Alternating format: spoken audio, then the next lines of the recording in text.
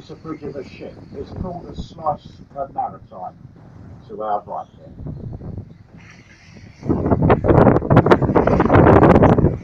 Now you see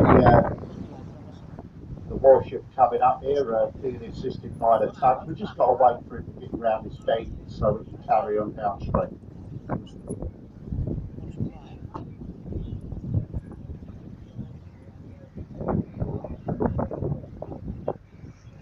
Also, if you look to our right now, back at the O2 Arena, you can see the people starting to make their ascent down.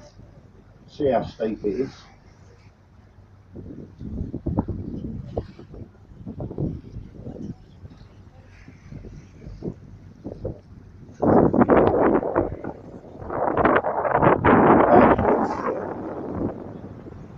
This ship here is just going to pass us, so you'll see it when we go back. It's going to lay at Greenwich, just below, or just above Greenwich Pier with the ships here, so hopefully it'll be all moored up as we go by.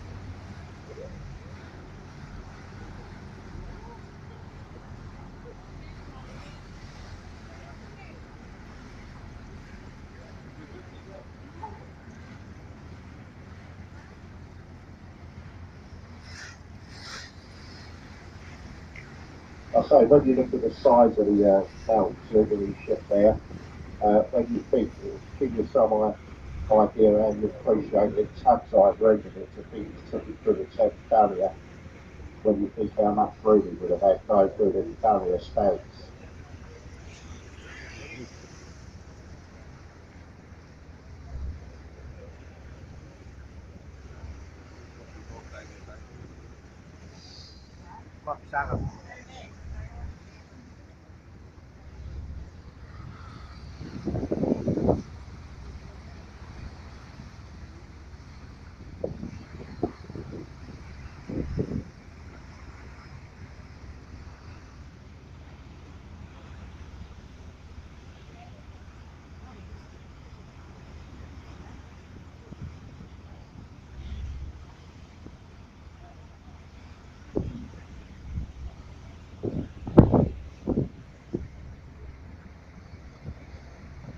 If you look ahead of us at the moment down, you can see the cable carts going across the river. These was built for the 2012 Olympics. A lot of the big sites over there to our left, places like Stratford and all that over there.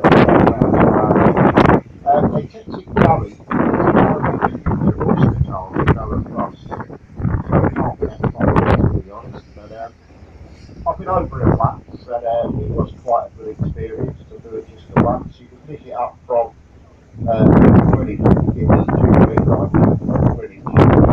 It's right outside there, and you can go across and back to the sail the oyster coal.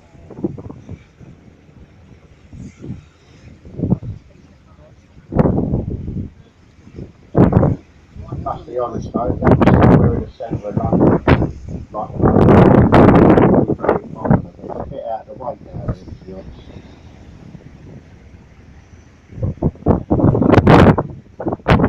Now also, just ahead of us to our right, you see the pier here. This is North Greenwich Pier, but if you look above the pier, see all the metal work there, looks like a load of scaffolding. This is supposed to be a piece of modern art. If you've heard of the artist Anthony Gordon, he's done the Angel of the North, he's on the Brillo Pad of the South. But quite seriously, if you look at that, all that metal, in the middle of it, you're supposed to be able to see the shape of the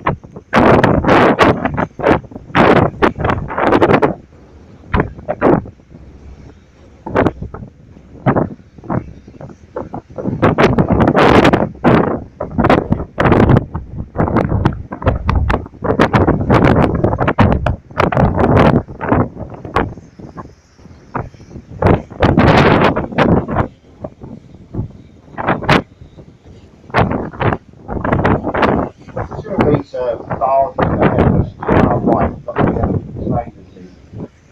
In the containers to they're leaving there for the weekend, so they come back to work Monday, then it goes back to a place called Belvedere, where it's used to go to a place called Dixie, where it was more land reclamation. But you see the winds blowing across this way, you might get a whiff of some of the local stories But when you call it London modern apartments to our right, that's where the wind's blowing the other way.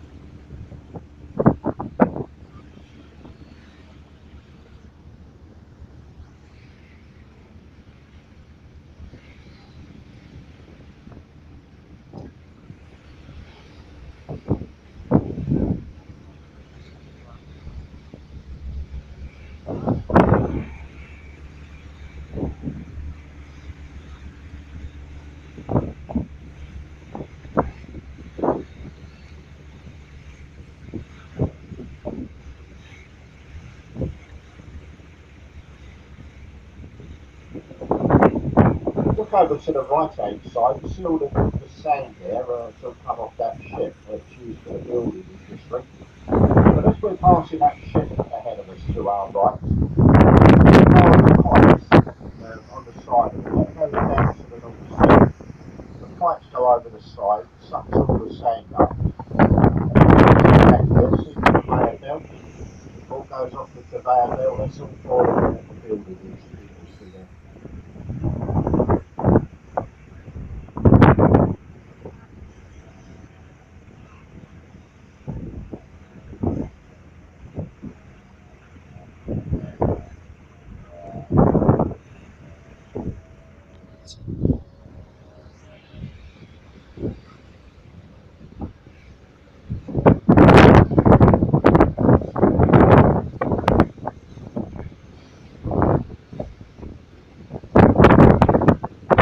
Now, as you look down the river, you can see the Thames flow barrier ahead of us there. It was completed in 1984. It's actually stopped London from flooding over 170 times since completion. You don't really hear much about it, but it has, believe me. The actual floodgates, there's 4 main floodgates, but there's a smaller one either side. But to the far right and far left, they've got what they call guillotine stands. There's one to the far right, you see the brown and grey structure there, and 3 to our left. Now the main floodgates, they lay at the bed of the river, so when we're going through the barrier, we'll be going over one of the floodgates. But the ones to the far side, that I've just told you about, they drop from the top like a guillotine. The reason being, when the tide's low, it all dries out over there to our far left and far right. So they couldn't lay in the bed of the river because it's full of silt and mud and all sorts, so they probably jam up and not work. So that's the reason they drop from the top like the guillotine. You'll see then when we turn the boat round coming back in once we're through the barrier. But when we get a bit closer, I'll try and explain how the barrier works. But luckily enough for you today, the floodgates what lay in the bed of the river, to defend London, they're turned 90 degrees. But look to our left, just to our left, you can see one of the actual floodgates being turned 180 degrees. That's the maintenance position.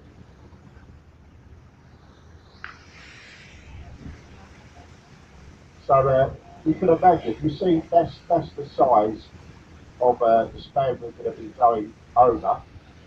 The rounded side you see at the top there, you imagine if that was turned right over, laying in the bed of the river, that rounded side would be the part of the bed of the river, the flat side underneath would be laying upwards. And what it is, the actual floodgates, you'll get a much better idea looking at that one to our left. You'll see it's connected to a large black disc. There's one of them either side with a yellow crane arm above. Now all what happens is the yellow crane arms lift to rotate the disc to roll the floodgate up. If you can imagine how that works. Yeah, see the black disc it's connected to the left of it, and a yellow crane arm above it. So that gate has been turned 180 degrees. If that was in the defence position, it would be 90 degrees. The curved side on the top there, that would be the other side of the barrier where we're going through, and it would be laying obviously across the water there. But as I say, if you look either side of us now as we're going through the barrier, now you imagine, look at the floodgate to our left. Now look at the two black discs either side of us. Imagine the gate connected to the disc laying on the bed of the river, and all what happens is then you have a crane arms you see either side lift to rotate the disc to roll the floodgates up. It takes 30 minutes to defend London from flooding.